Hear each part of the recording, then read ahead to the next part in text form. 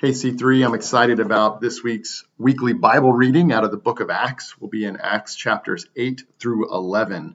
When I was young, my father and I loved to go watch Star Trek movies, and maybe you'll remember the words at the beginning of the movie, to boldly go where no man has gone before. Well, in our chapters this week, we see the gospel going where no man has gone before. We see barriers being torn down as a result of the gospel. We see the barrier between Jews and Gentiles being torn down as Cornelius, a Gentile, the gospel is brought to him and he becomes a disciple. We see the Jerusalem Council in Acts chapter 11 making decisions to bring the gospel to the Gentiles.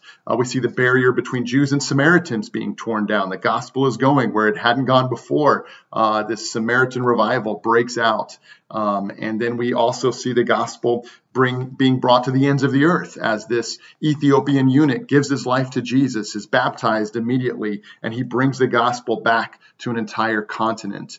And then perhaps one of the more significant events in these four chapters is the gospel being brought to a persecutor of the church named Saul, who upon having this miraculous encounter with Jesus gives his life fully to the Lord and becomes this great evangelist who brings the gospel to the ends of the earth. And so the gospel is going where no man has gone before. It's an exciting 4 chapters of reading, and I hope you'll really dive into it this week. And so if I had one takeaway, it would be from Acts chapter 1, verse 8, actually, where Jesus says to the disciples that you will be my witnesses in Jerusalem, in Judea, in Samaria, and to the ends of the earth. And that's exactly what we see happening through the book of Acts. The gospel is being brought to Jerusalem first, then the Judean countryside, and then in our reading, we see the gospel being brought to Samaria and even to the ends of the earth through this Ethiopian eunuch and through the ministry of Paul. And so the gospel is advancing around the world,